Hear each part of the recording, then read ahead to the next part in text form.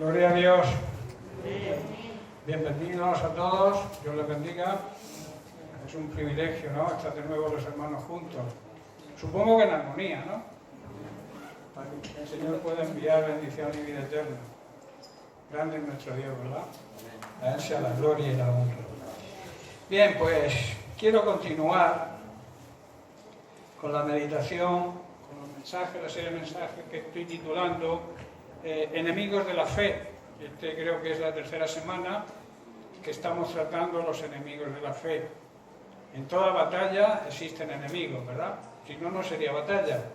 Entonces, muchas veces las batallas que los cristianos enfrentan, la mayoría de las veces se cree o se piensa que es contra Satanás, pero la verdadera batalla del verdadero cristiano, del verdadero creyente, es la batalla de la fe. Es la batalla de la fe porque debemos creer lo que Jesús hizo en la cruz por nosotros. No solamente tenemos que tener un conocimiento mental, aceptar con la mente que Dios hizo lo que hizo, sino creerlo de verdad en nuestro corazón para que surta efecto. Por tanto, el enemigo utiliza ese campo, nuestra mente, para traer dudas, para traer toda serie de engaños, para hacernos caer y desviarnos de lo que es la fe en Jesucristo.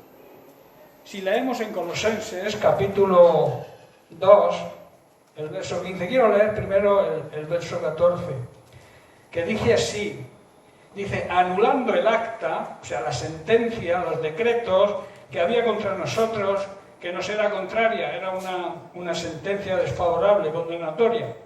Dice, quitándola de en medio y clavándola en la cruz. Por eso he dicho que nuestra batalla está vencida. O sea, nuestra guerra, tenemos una victoria asegurada si creemos lo que Jesús hizo, que es colgar en la cruz la sentencia que teníamos, la sentencia de muerte espiritual, la sentencia que dice que nos era contraria. Y dice el verso 15, y despojando a los principados y las potestades, o sea, desarmando, para vencer a un enemigo primero tenemos que desarmarlo, desarmando y derrotándolos a esos principados y a esas potestades. En otras versiones dice, en otras traducciones, autoridades y poderes del infierno. Dice que los exhibió públicamente, los humilló, los avergonzó en público y triunfó sobre ellos en la cruz. O sea que esa victoria me pertenece y te pertenece a ti si realmente crees que es así y lo crees de verdad. En 1 Timoteo capítulo 6, que es, digamos, el versículo lema de estas meditaciones, de estos mensajes, le escribe Pablo a Timoteo, el capítulo 6, el verso 12, que dice, pelea la buena batalla de la fe, echa mano de la vida eterna. Sabéis que la vida eterna es conocer más y más a Dios y a Jesucristo, el cual Él envió. Dice, a la cual, a esa vida eterna, fuiste llamado, habiendo hecho la buena profesión, la buena confesión, la declaración delante de muchos testigos. Como he dicho, toda batalla tiene enemigos que debemos conocer para así poder enfrentar y derrotar. Vamos a repasar simplemente, enumerar los que hemos tocado hasta ahora. El primer enemigo que hablamos era la falta de entender lo que significa ser una nueva criatura en Cristo. Y decíamos como un eslogan, digamos, resumiendo este enemigo, que Dios no solamente nos perdonó los pecados cuando fuimos a Él, cuando le recibimos como Señor y Salvador, sino que además nos hizo una nueva creación, nos hizo un ser nuevo, algo nuevo. Todo viejo quedó atrás. El enemigo número 2 es la falta de entender nuestro lugar en Cristo, lo que somos, lo que tenemos y cuál es nuestra identidad en Cristo. El 3 era la falta de entender lo que significa la justicia de Dios en Cristo, saber lo que significa lo que Jesucristo hizo, que la Biblia dice en 2 de Corintios 5, 21, yo no sé qué le pasa al micro esta mañana, que Dios dice, 2 Corintios 5:21, dice, al que no conoció pecado, por nosotros lo hizo pecado, para que nosotros fuésemos hechos justicia de Dios en él. Dicho de otra manera, Dios hizo que Cristo, que nunca pecó, fuera ofrenda, fuera el pago por nuestro pecado, para que nosotros pudiéramos estar en una relación correcta con Dios por medio de Cristo. Que pudiéramos presentarnos ante la presencia del Padre sin sentirnos culpables y sin avergonzarnos como si nunca hubiésemos pecado. Eso es lo que significa entender que Jesucristo es nuestra justicia. La sangre de Cristo nos limpia de todo pecado y nos devuelve la comunión, la relación de intimidad que perdimos cuando pecamos. El enemigo número 4 es la falta de entender nuestro derecho a usar el nombre de Jesús. Y yo decía, hermanos, que cuando tenemos en cuenta, sabemos, entendemos el poder que hay en el nombre de Jesús, nuestra vida puede convertirse en una vida de victoria y no de derrota, como muchas veces nos ocurre, que en vez de ir de victoria en victoria, vamos de fracaso en fracaso o de derrota en derrota. Y es porque no sabemos entender el poder que Dios nos delegó en el nombre de su Hijo Jesucristo. Marcos capítulo 16, verso 15 dice, id, y les dijo, id por todo el mundo y predicar el Evangelio a toda criatura.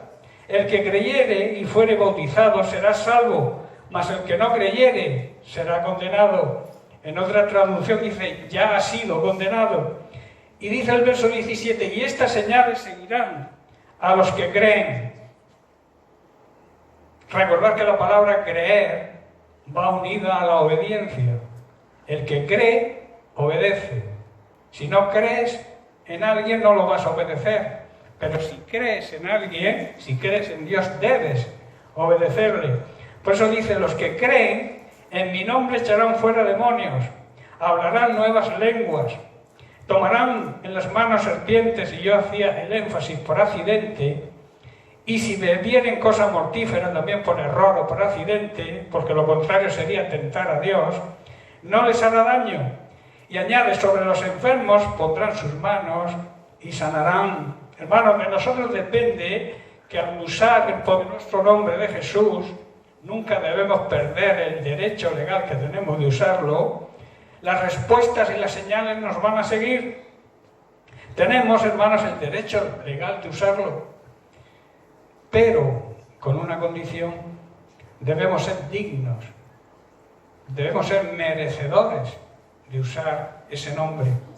Ese nombre no se puede usar en boca de un pecador. Ese nombre no tiene efecto en la persona que vive en pecado. Tú puedes nombrar a Jesús lo que quieras, pero tienes que ser digno, merecedor, para que en ese nombre tengas poder para recibir la respuesta a lo que estás pidiendo. No sé si me estáis entendiendo. Ser digno de usar el nombre del Señor, el nombre de Jesús, es necesario vivir en santidad. Y vivir en santidad, decíamos, que significa vivir apartado de toda contaminación mundana, dedicado, o sea, trabajando, dedicados al servicio de Dios y transformados. Hemos dicho al principio que somos una nueva creación. Para poder usar el nombre de Jesús tenemos que ser regenerados. Por eso decía Jesús a Nicodemo, te es necesario, es una necesidad que seas transformado. O sea, que nazcas de nuevo, que seas una nueva creación. Lo que antes eras no sirve, ahora eres un nuevo ser. Y hablábamos de la metamorfosis. La metamorfosis es el cambio total de un gusano en una mariposa. Y el gusano se arrastra por la tierra, come barro. La mariposa vuela sobre las alturas y tiene otro alimento, el polen de las flores. O sea, son seres completamente diferentes. A eso se le llama transformación. Y eso es parte de nuestra santidad. Bien, pues ya entramos en el enemigo número 5. El enemigo número 5 es la falta de actuar sobre la palabra, la falta de aplicar la palabra a nuestra vida, la falta de tomar la medicina que necesitamos para ser sanados. Sanados espiritualmente, y luego veremos que también hoy me apetece a mí hablar de sanidad física. Quiero hablar de la sanidad física después. Aplicación de la palabra a nuestra vida. Aplicar significa tomar, aceptar.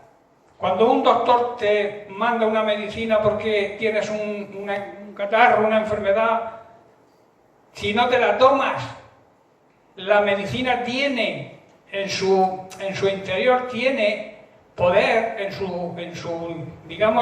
su esencia tiene poder para sanar, pero si no te la aplicas, no hace, ese poder que tiene no funciona. Pues con la palabra de Dios ocurre lo mismo. Tiene poder, tiene autoridad, pero tenemos que aplicarla a nuestra vida, tenemos que tomarla, hacerla nutrientes en nuestro ser. Hay una frase, y esta mañana se ha nombrado nuestro pastor José Párraga, hay una frase que nuestro pastor José Párraga siempre decía, y era que si Dios lo dice, yo lo creo y actúo en consecuencia. O sea, no basta con solamente creer de boca, sino tenemos que demostrar lo que creemos. Dios lo dice, además lo ponía en el principio de toda su Biblia. Tú abrías una Biblia de él y en la primera página ponía: Dios, tú lo dices, yo lo creo y me pongo a tu disposición. Acepto esa palabra. Hermanos, si sabemos que la palabra de Dios es verdad, y debemos saberlo, y actuamos creyendo esa verdad, entonces esa palabra se convierte en una realidad en nuestra vida.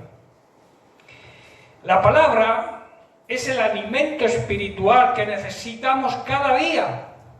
Alimento a nuestro espíritu es necesario cada día. De la misma manera que los alimentos se convierten en nutrientes para nuestro organismo carnal, cuando los tomamos nos dan fuerza, nos dan vigor. La palabra de Dios actúa de la misma manera en nuestro espíritu. Al aplicarla dará fuerza y vigor a nuestro espíritu. Y cuando nuestro espíritu esté fortalecido, podremos vencer a la carne, a los deseos carnales, a los malos deseos, a los instintos carnales que todavía existen, porque estamos en el territorio enemigo. Estamos, aunque somos salvos, Dios nos ha escogido, hemos sido predestinados para ser salvos, seguimos viviendo en territorio enemigo. Y el enemigo, aunque está vencido, él no acepta estar vencido y sigue dando coletazos por ahí, intentando coger al que se despista, al que vive en desunión, al que vive pensando otras ideas, aunque esté dentro de la congregación. Y entonces, ¿qué hace el enemigo? Apartarlo, para que en su soledad sucumba a sus engaños y a sus mentiras. Entonces, quiero leer Proverbios capítulo 3, versos 5 al 8. Dice: fíate, fiarse de Dios. Qué importante que entendamos. ¿Tú te fías de Dios? ¿Crees que Dios te va a ser infiel? Entonces, ¿por qué dice fíate de Dios? Porque hay algunos que, aunque dicen que sí, es no. Dicen creer, pero realmente no creen. Tienen quizá, como he dicho antes, un asentimiento mental, un conformismo mental, pero su corazón realmente no lo cree, su espíritu. Por eso dice: fíate del Señor de todo tu corazón. O sea, con todo tu espíritu. En otras palabras, fíate del Señor de verdad. Y no te apoyes en tu propia prudencia, en tu propia sabiduría, en lo que tú sabes, porque puedes estar en un error. Quizá lo que tú sepas, que creas que es sabiduría de Dios, no sea sino sabiduría humana, terrenal y diabólica. Por eso tenemos que estar alerta al Espíritu, andar en el Espíritu. Cuando yo ando en el Espíritu, estoy siguiendo lo que el Espíritu Santo me dice, no lo que el diablo quiere decirme. Que muchas veces, como he dicho tantas veces, escuchamos más al diablo que la voz de Dios. Y muchas veces también nos autoengañamos, creyendo que Dios tiene que aprobar lo que yo pienso, que Dios tiene que aprobar mi sabiduría, mi prudencia, cuando no es así.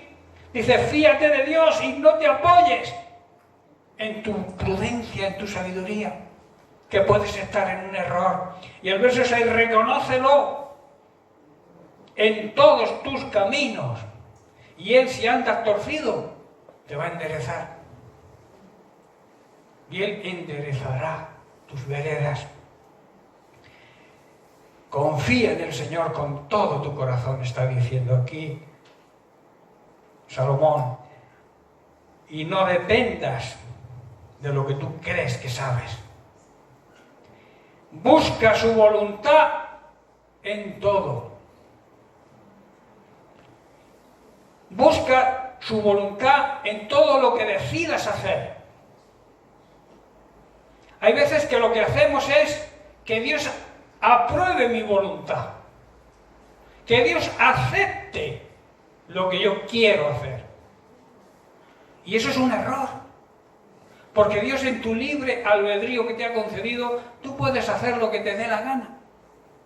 Él te advierte, no te apoyes en tu sabiduría, busca mi sabiduría. El que tenga falta de sabiduría, que dice, pídale a Dios, y Él te dará poco a poco. Él te dará escasamente, ¿no dice eso la Biblia? Te dice que te dará sabiduría abundantemente. Así que no te quejes si cuando buscas la aprobación de Dios a algo que tú has decidido hacer, ese algo no te sale bien. No culpes a Dios, que hay muchos que incluso culpan a Dios cuando alguna cosa le sale bien, porque creen que por asistir a los cultos, por llamarse cristianos, por ofrendar, por diezmar, creen que todo lo que hacen está de acuerdo a Dios. Hermanos, el 99% de la verdad sigue siendo mentira. Y el 99% de obediencia sigue siendo desobediencia. Porque debemos obedecerle a Dios en todo. Debemos creerle a Dios en todo, no en parte. Y no coger la Biblia y adaptar lo que nos interesa y lo que no rechazarlo. Lo que va en contra de lo que yo pienso, ni lo leo. Como si no estuviera. Te estás engañando a ti mismo. Porque la palabra, la Biblia es palabra de Dios desde Génesis hasta Apocalipsis. Desde en el principio hasta la última palabra, ¿cuál es? ¿Quién sabe decirme cuál es la última palabra de la Biblia? Amén. Pero antes del amén, ¿qué hay?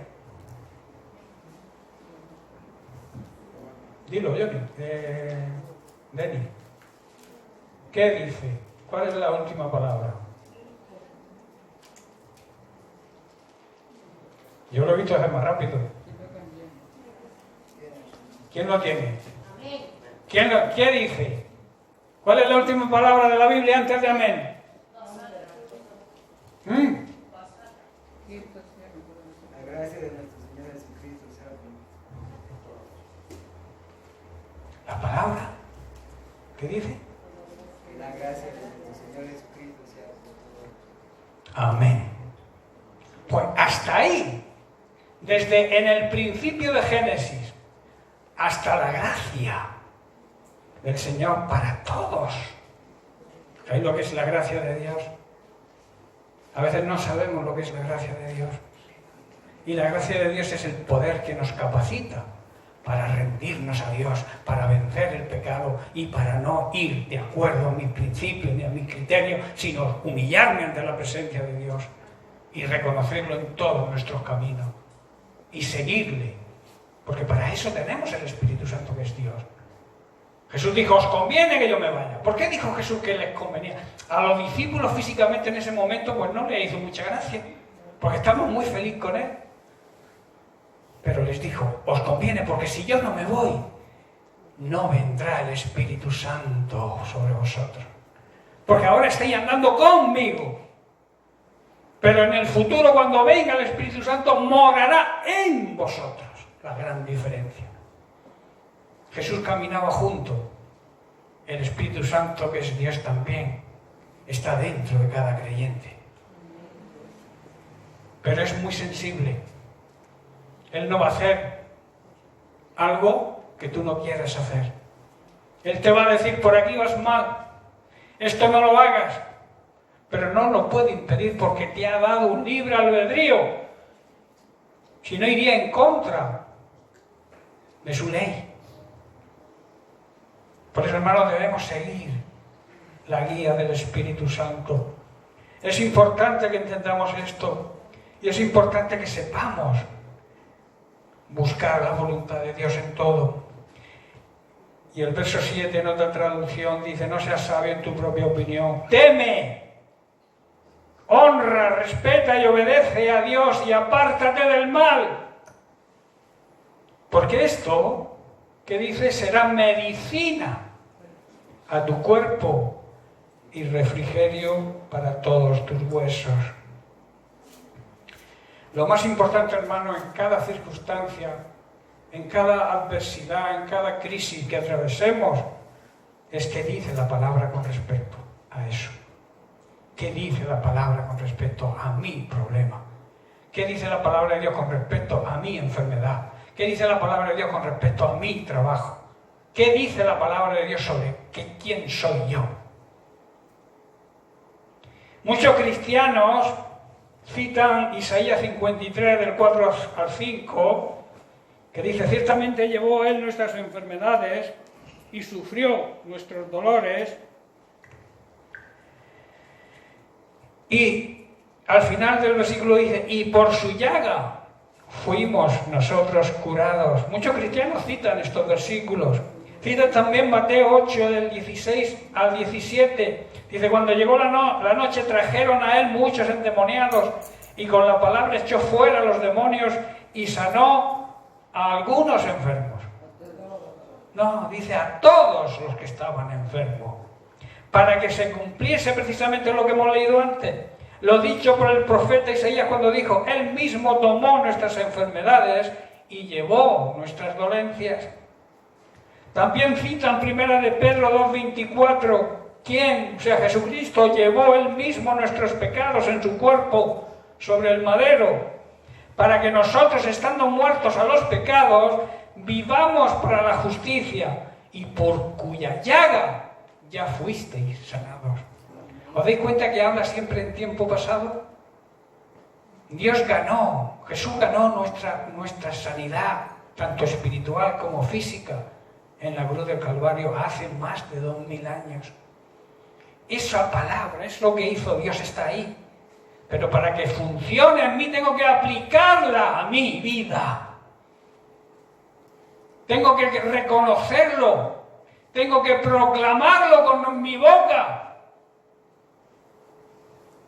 No debo avergonzarme de la palabra de Dios y mucha gente como que huye nombrar la palabra de Dios porque la gente te pueda rechazar. Si te rechazan es un problema. Tú tienes que confesar lo que crees, reconocer lo que crees con tu boca. Y eso es aplicar la palabra a tu vida y que los demás también la reciban. ¿Estoy entendiendo, hermano? Dicen creer la verdad en que esto es así, pero no lo aplican a su vida y así no funciona, no da resultado. Lo dicen, pero no lo creen. El problema está en creerlo, no en decirlo. Hay que decirlo, pero después de creerlo. Yo no puedo decir, porque alguien me manipule o que alguien diga que tengo que decirlo, yo no puedo decir algo que no creo. Tengo que confesar primero lo que creo y luego decirlo públicamente. El problema, cuando no da resultado esto, es que no están actuando. Estos versículos no forman parte para ellos, no creen que sea verdad, puesto que no los aplican a su vida. Quiero hablaros de sanidad física, hermanos. Hice un adelanto hace unos días en uno de los pensamientos que os mando cada día, pero no está mal porque no creo que todos lo escucharan. Quiero introducir ahora ese mismo pensamiento. Ese mismo pensamiento habla precisamente de lo que confesamos con nuestra lengua. Dice la Biblia en Proverbios 18:21 que la muerte y la vida están en el poder de la lengua. Y el que ama y el que la ama comerá de sus frutos.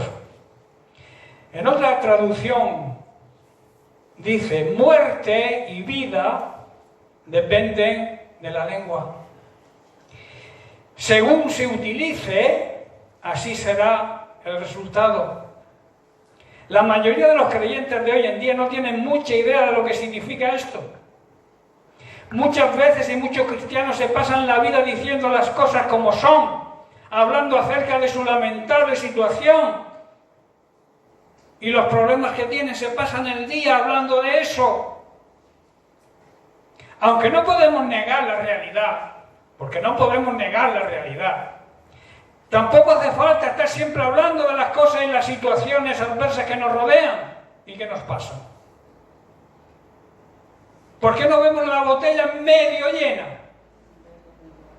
en vez de medio vacía? ¿Por qué no damos gracias a Dios por lo que tenemos y no quejarnos tanto por aquello que no tenemos? Nos pasamos la vida, hermanos, diciendo lo que tenemos cuando Dios dice que pidamos lo que no tenemos. Todo lo contrario. Pide lo que necesites. No digas lo que tienes. Pide lo que necesites. Si tu necesidad es ser sanado o sanada, pídele a Dios que te sane. Créelo y recibirás al tiempo de Dios, al kairos de Dios, lo recibirás. La sanidad es necesaria, ¿verdad? La enfermedad no glorifica a Dios. Por eso Dios quiere sanarte. Pero necesita que creas en Jesús como tu sanador. A veces sí, lo aceptamos como nuestro Señor. Y hay que aceptarlo como nuestro Señor. Lo aceptamos como nuestro Salvador. Y es nuestro Salvador. Pero luego nos cuesta aceptarlo como sanador. ¿Por qué? Tú no puedes separar a Jesucristo. Tú no puedes separar al sanador de la sanidad. Si tú quieres que Dios te sane, tienes que creer en el sanador, que es Jesucristo. ¿Estoy entendiendo, hermano? Salmo 37:4. Disfruta. Dice David, disfruta. Y David era un personaje bíblico que sufrió muchos deslealtad de todos, incluso de su hijo Absalón. Su hijo Absalón quería robarle el reinado, se puso en contra de él, intentó convencer al pueblo para que ponerse en contra de David, y David sufrió muchas persecuciones, incluso de su propia familia, de sus amigos. Pero mira qué dice. Él no se quejaba de eso, dice, deleítate, disfruta a sí mismo en el Señor y Él te concederá, hermanos, te concederá las peticiones, los deseos de tu corazón. Tremenda promesa, ¿verdad? Dice, encomienda, encárgale que dirija, quiere decir, al Señor tu vida, tu camino, tu necesidad. Ponle en sus manos tu necesidad, tu enfermedad, tu falta de trabajo, tu crisis, tus problemas familiares, tus ataduras de droga, de alcohol, de lo que sea. Ponlo en las manos del Señor. Confía en Él. Deposita tu confianza en Él. Y la promesa es que Él hará. Se entiende fácilmente, ¿verdad? Pero nos cuesta tomarnos esa medicina. Nos cuesta aplicar eso a nuestra vida. Y David fue un ser, como he dicho, un siervo de Dios. Vivía de acuerdo, era un hombre de acuerdo al corazón de Dios. Pero tuvo muchos problemas, también tuvo muchas debilidades. Pecó gravemente. Pero seguía teniendo un corazón de acuerdo a Dios. Y cuando se arrepintió de verdad. O se arrepintió porque no hay arrepentimiento de mentira. O hay arrepentimiento o no hay arrepentimiento. Y la Biblia enseña, y él escribió el Salmo 37, diciendo que disfrutemos del Señor, que disfrutemos de su presencia, que le concedamos toda nuestra vida, la pongamos en sus manos. Tu vida, tu necesidad, sea la que sea. Y Él, si confías en Él, va a hacer. La Biblia también enseña, en Romanos capítulo 4, habla de la fe de Abraham.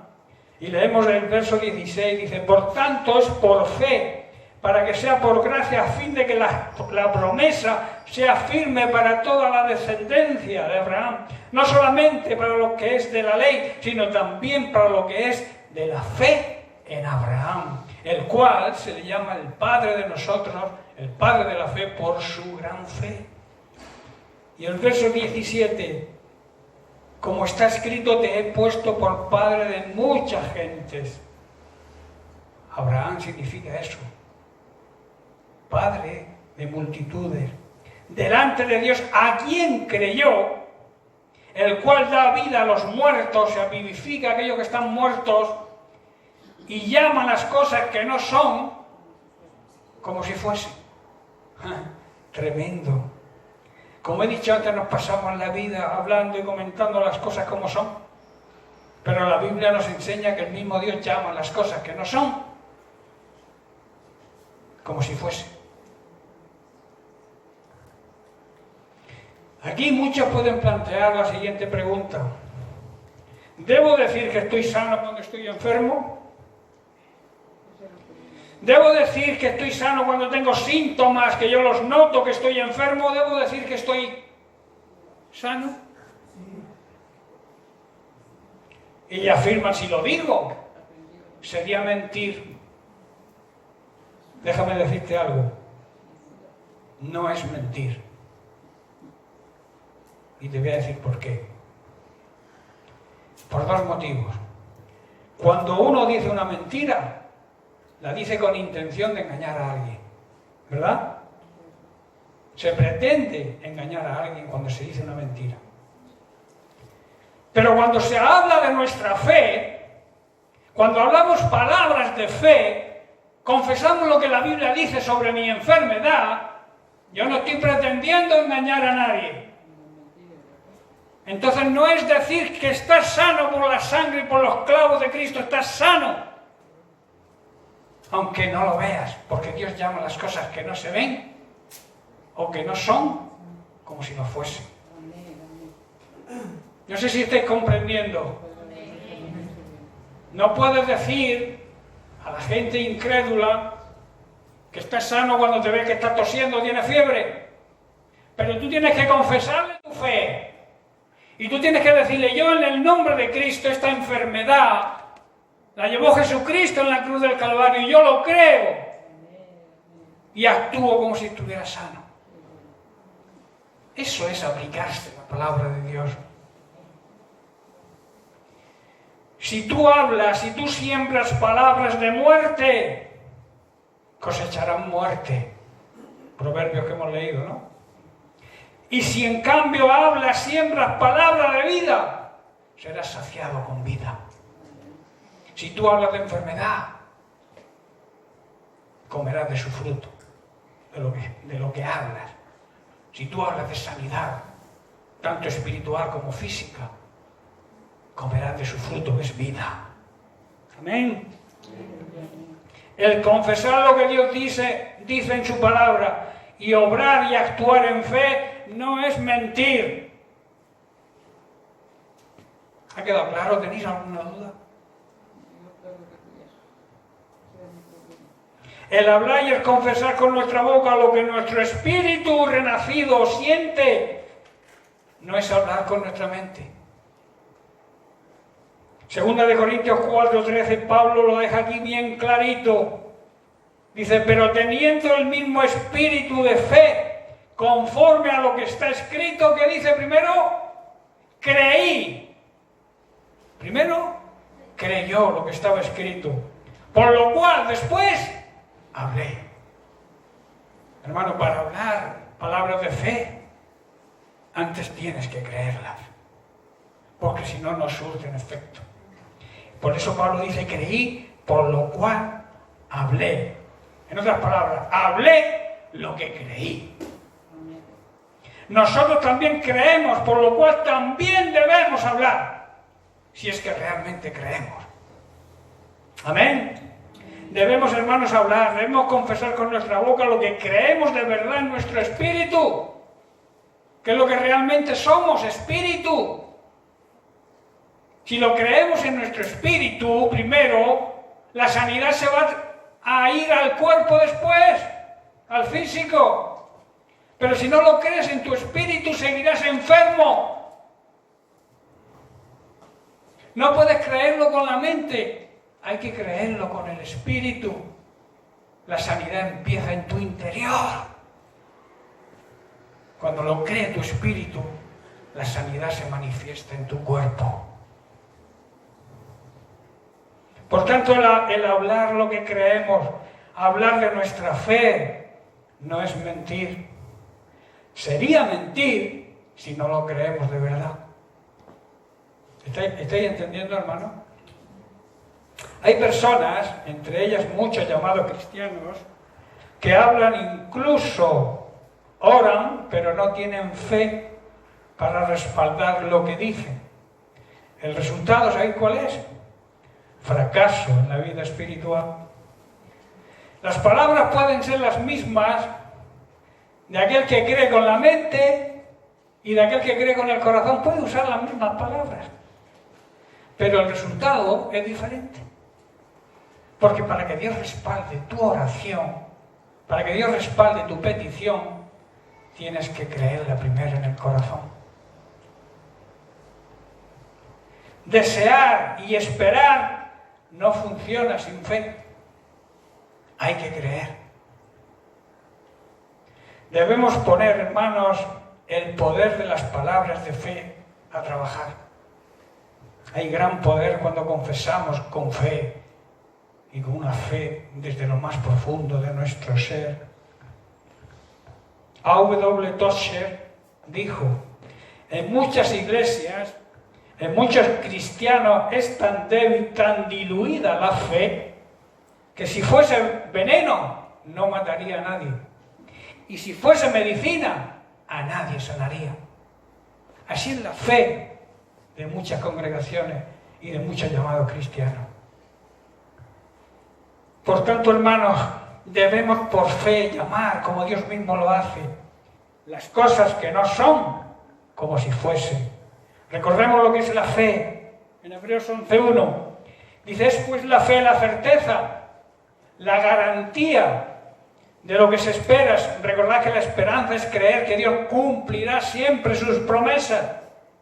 Y además la convicción, estar convencido de lo que no se ve. Tener la garantía de que aunque no lo veamos o no lo sintamos, está. Porque lo dice su palabra y nosotros la creemos. Y a su tiempo, al tiempo de Dios, al kairos de Dios, se hará realidad en nuestra vida. Y si es enfermedad, en nuestro cuerpo.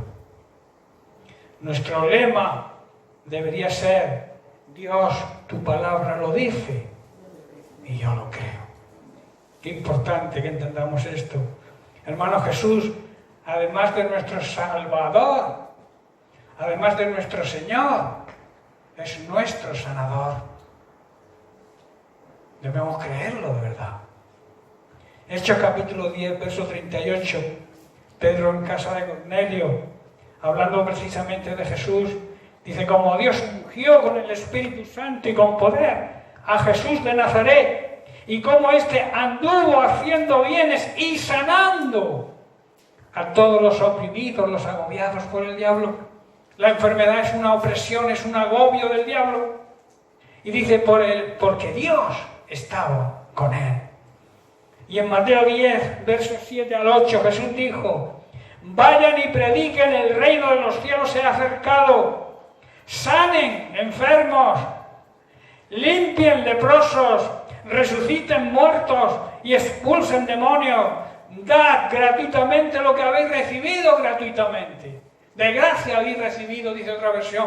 Dad de gracia.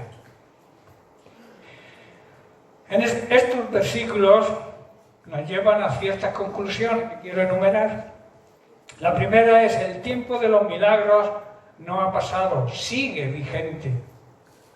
Los cesacionistas, aquellos que dicen que los milagros y las obras del Espíritu Santo han cesado, afirman que los dones milagrosos del Espíritu Santo dejaron de producirse en algún momento del primer siglo y que Dios puede hacer los milagros, pero ya no utiliza a personas para llevarlos a cabo.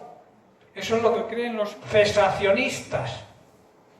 Si estos versículos, hermanos, yo me pregunto, si estos versículos, estos mandatos de Jesucristo a sus discípulos, no nos incluyeran a nosotros, ¿para qué están escritos en la Biblia? ¿Alguien me lo sabe explicar? Si este mandamiento que le da Jesús a sus discípulos, vayan y prediquen que el reino de Dios se ha acercado, sanen enfermos, limpien leprosos, resuciten muertos, expulsen demonios, si eso no va dirigido a nosotros, ¿para qué está en la Biblia? El tiempo de los milagros, hermanos, sigue vigente. El tiempo del poder del Espíritu Santo y de sus manifestaciones sigue vigente hoy en día. Si analizamos la Biblia, vemos que la sanidad divina fue aplicada desde el principio y sigue aplicándose hoy, porque Dios es el mismo ayer, hoy y por los siglos. Éxodo 15, 26 dice: porque yo soy el Señor, tu sanador. Éxodo, Malaquías 3, 6, porque yo el Señor no cambio. No cambio, no pienso hoy una cosa y mañana otra. Mi palabra, el cielo y la tierra pasarán, mi palabra no pasará. Soy el mismo ayer, hoy y seré siempre el mismo. Y mi palabra no cambia, siempre es la misma. Dios sanaba en el Antiguo Testamento. Amén. Jesús sanaba cuando anduvo en esta tierra. Jesús le delegó, le comisionó a sus discípulos que sanaran. Después hizo lo mismo con toda la iglesia primitiva. Y por último, a todos los creyentes a lo largo de todos los tiempos. Estas señales seguirán a los que creen. Da igual el tiempo, ¿verdad? Ayer, hoy o en un futuro. Las señales siguen a aquellos que creen. Y una de las señales es que pondrán las manos sobre los enfermos y los enfermos se morirán. Los enfermos serán sanados, hermanos. En Juan capítulo 14, verso 12, Jesús dice: de cierto os digo. ¿A quién se lo dice? ¿Está escrito aquí en la Biblia para que se lo dijera solo a los discípulos? ¿O es para nosotros también? El que en mí cree. Creer, recordemos que va unido a la obediencia. A todos los que creen en mí y me obedecen, las obras que yo hago. ¿Qué obras hacía Jesús? La hemos leído. Sanaba enfermos, limpiaba leprosos, cubría cualquier necesidad. Esas eran las obras de Cristo. Las obras que yo hago, Él las hará también. Y dice, y aún mayores. ¿Por qué dice aún mayores? Precisamente por lo que he explicado antes. Porque el Espíritu Santo, a través del Espíritu Santo que mora dentro de nosotros, nuestras obras pueden ser mayores. Hará, porque yo voy al Padre, me voy, pero os dejo el Espíritu Santo, para que podáis seguir haciendo mi obra. Y aún mayor. Otra conclusión sobre estos versículos que hemos leído: debemos saber y conocer las promesas de Dios para nuestra sanidad.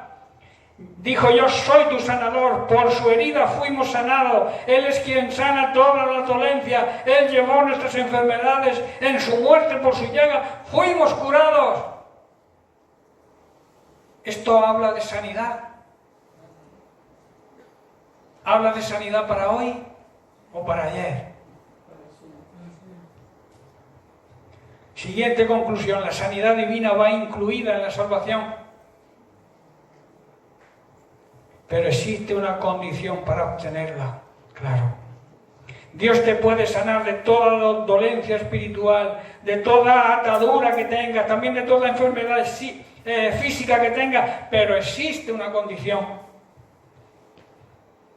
Antes de recibirla, antes de recibir esto, salvo en casos que Dios actúa porque es soberano y Él puede sanar incluso a un incrédulo, Él es soberano y puede hacerlo, salvo en estos casos, debemos estar dispuestos a recibir la salvación mediante el arrepentimiento, el primer paso para recibir la sanidad divina.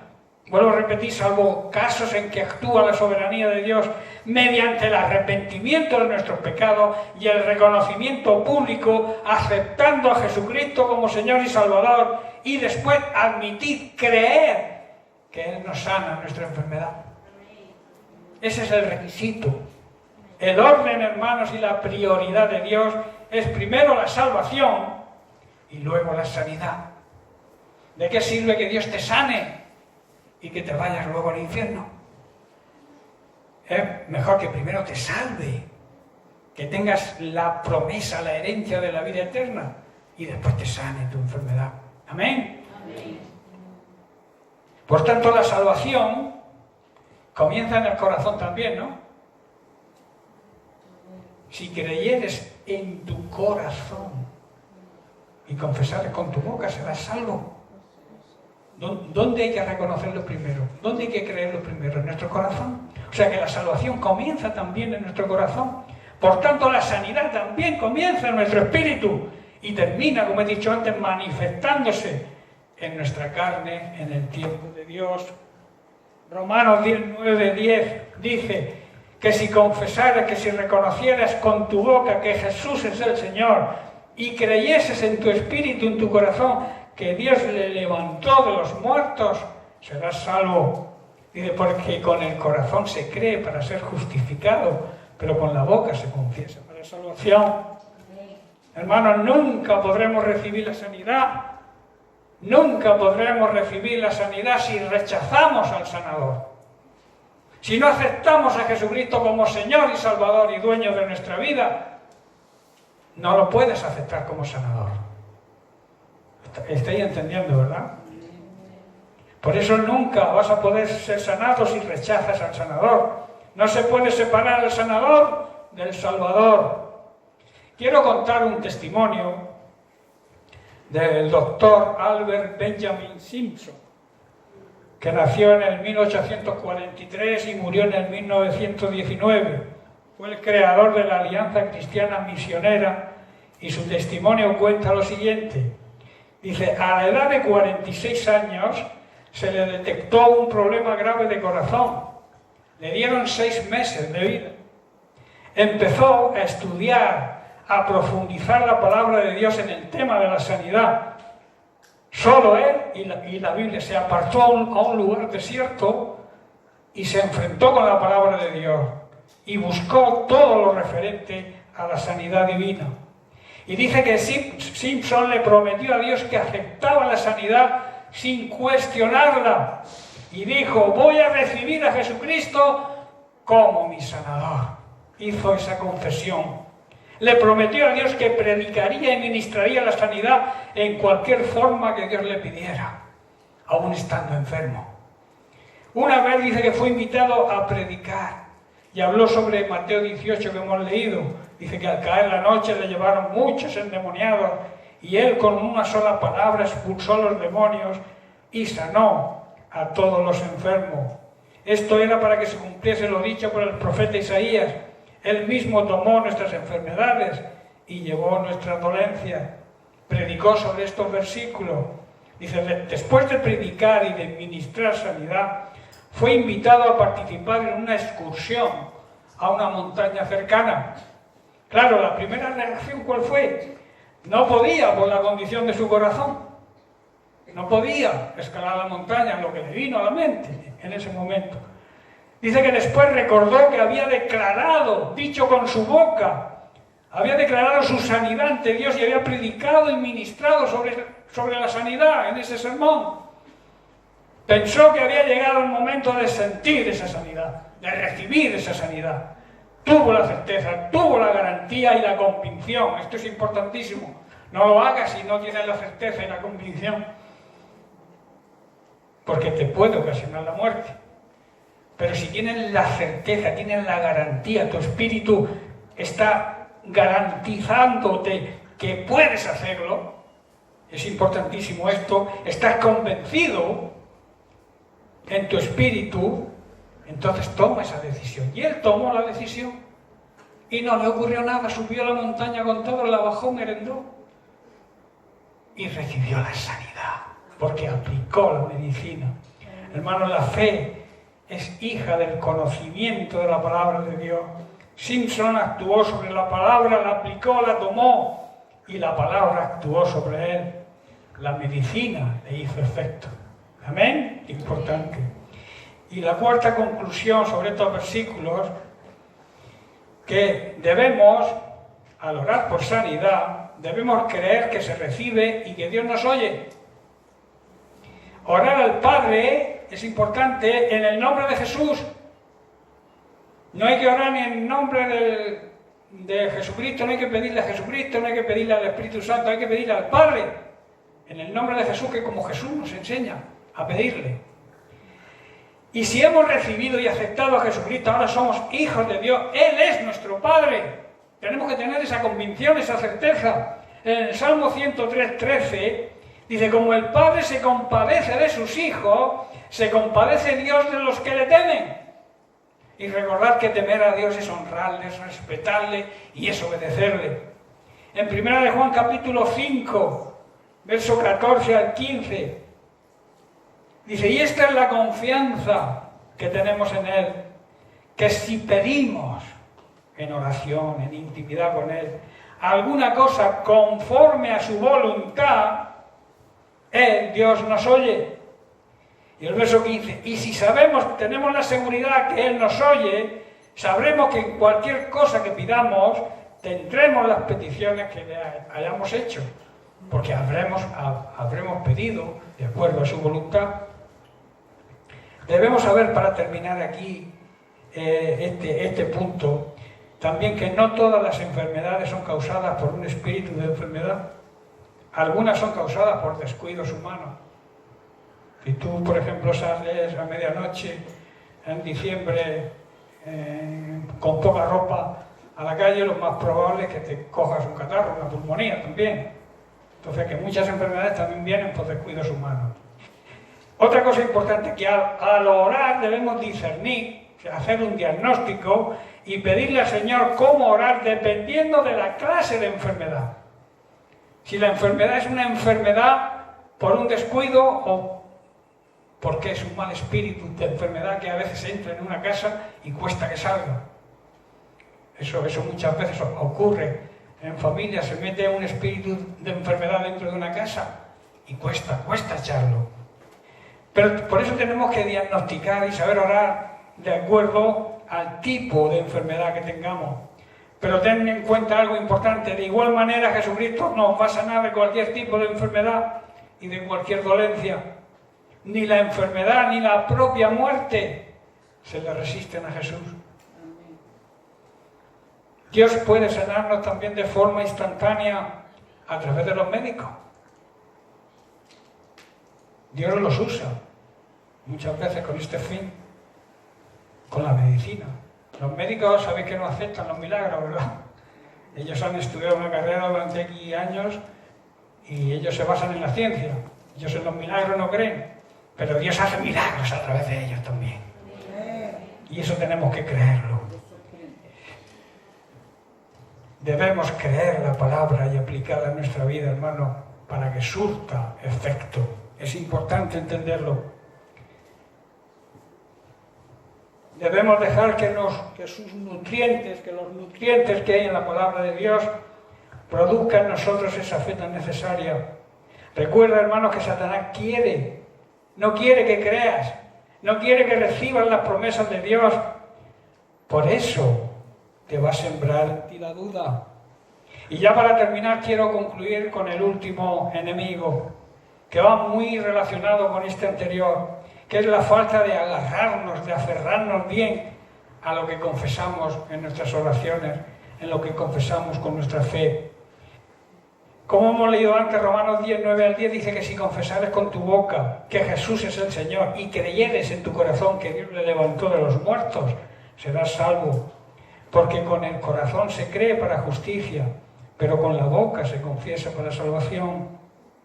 En Marcos capítulo 11, verso del 23 al 24, esto lo llama mucha gente la regla de oro de la oración. Jesús dijo en el verso 22, tened fe en Dios. En otras traducciones dice, tened fe de Dios. La fe de Dios. Dice, porque de cierto os digo que cualquiera que dijere con su boca, confesare con su boca a este monte, quítate y échate en el mar, y no dudare en su corazón, en su espíritu, sino que creyere que será hecho lo que dice, lo que diga, le será hecho. Y el verso 24, por tanto os digo que todo lo que pidiereis orando, creed que lo recibiréis y os vendrá. Cuando tú crees de verdad, cuando tú obedeces de verdad, tú siempre vas a pedir de acuerdo a su voluntad. Y por eso dice que lo vas a recibir todo lo que pidieras. Lo vas a recibir porque si crees de verdad, no vas a pedir nunca nada que vaya en contra de su voluntad. ¿Quién no ha escuchado frases como me gustaría tener un hijo? Se escucha, ¿verdad? Me gustaría encontrar trabajo.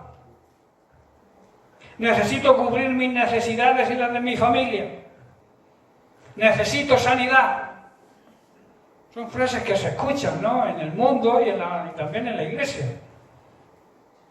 La fe de Dios dice, que es la fe confesada, voy a tener un hijo. Voy a encontrar un trabajo. Mi Dios suplirá todas mis necesidades y las de mi familia, porque lo dice su palabra. Mi Dios pues suplirá todo lo que os falte conforme a sus riquezas en gloria cuando estás en Cristo Jesús. Importante.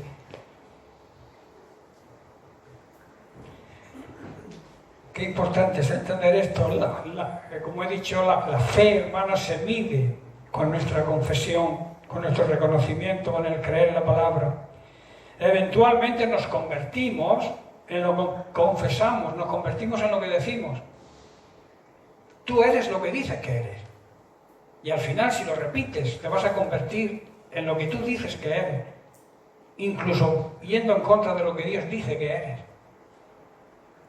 Porque ahí, como hemos leído al principio, hay un gran poder en nuestra lengua, en lo que confesamos. Cuando lo que creemos con nuestro corazón se armoniza, se alinea con lo que dice nuestra boca, nos volvemos poderosos en nuestra vida de oración. Cuando nuestro espíritu, que es el soplo divino, lo que realmente viene de Dios, se alinea con lo que confiesas con tu boca, te vas a volver poderoso en tu vida de oración. Esto es lo que dice Romanos 10:9 que hemos leído. Confesión negativa es igual a derrota. Somos y tenemos lo que confesamos con nuestra boca. Nuestra confesión nos dirige y nos gobierna. nuestra lengua, con lo pequeñita que es, puede llegar a gobernar nuestra vida. Marcos 5, del 25 al 34 vemos, para concluir, y ya estoy terminando, la confesión de una mujer que tenía flujo de sangre. Dice el verso 25, pero una mujer que desde hacía 12 años padecía de flujo de sangre y había sufrido mucho de muchos médicos y gastado todo lo que tenía y nada había aprovechado, antes le iba peor. Aquí vemos la necesidad de poner en práctica lo que dice el Salmo 37, 5, ¿verdad?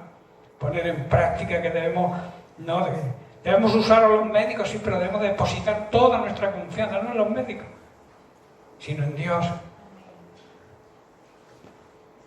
Así que veamos la necesidad de poner en práctica lo que decimos, lo que la palabra de Dios dice. Dice, cuando oyó el verso 27 hablar de Jesús, vino por detrás entre la multitud y tocó su manto. Porque decía, si tocare tan solamente su manto, seré salva.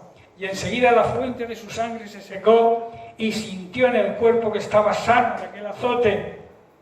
Verso 30, luego Jesús, conociendo, sintiendo, dándose cuenta en sí mismo el poder que había salido de él, volviéndose a la multitud dijo, ¿quién ha tocado mis vestidos? Sus discípulos le dijeron, ¿ves que la multitud te aprieta y dices, ¿quién te ha tocado? Pero él seguía mirando alrededor para ver quién había hecho esto. Entonces la mujer, temiendo y temblando, sabiendo, teniendo la certeza y la convicción de lo que había sucedido en ella, vino y se postró delante de él y le dijo toda la verdad, o sea, dio testimonio. Y él le dijo, hija, tu fe te ha hecho salva, ve en paz y queda sana de tu azote. Aferrándonos, hermanos, a nuestra confesión de fe, nunca dudemos. Vemos la confesión que hizo esta mujer, que tenía 12 años de enfermedad y cada vez le iba peor, hasta que tuvo la convicción, tuvo la certeza de que Jesucristo era el sanador que ella necesitaba. Y no dudó, se postró, creyó en su interior, lo confesó con su boca y recibió la sanidad. Por eso dice Santiago 1:6, pero cuando pidamos a Dios, asegúrense de que su fe sea solamente en Dios y no duden, porque una persona que duda tiene la lealtad, el amor y la fidelidad a Dios dividida, y es tan inestable como una ola del mar. Leo en la nueva traducción viviente. Su lealtad, su amor y su fidelidad está dividida y es tan inestable como una ola del mar que el viento arrastra y empuja de un lado a otro. Hermanos, Dios es un Dios que cumple sus promesas con aquellos que le aman de verdad, le respetan, le honran y lo obedecen. Y termino con el versículo que encabeza toda esta meditación de esta semana. 1 Timoteo 6:12. Peleemos la buena batalla de la fe. Echemos mano de la vida eterna a la cual hemos sido llamados, habiendo hecho la confesión de fe, habiendo reconocido a Jesucristo como nuestro Señor y Salvador delante de muchos testigos. Amén. Amén. Bien, pues que Dios les bendiga y la semana que viene tendremos un nuevo tema.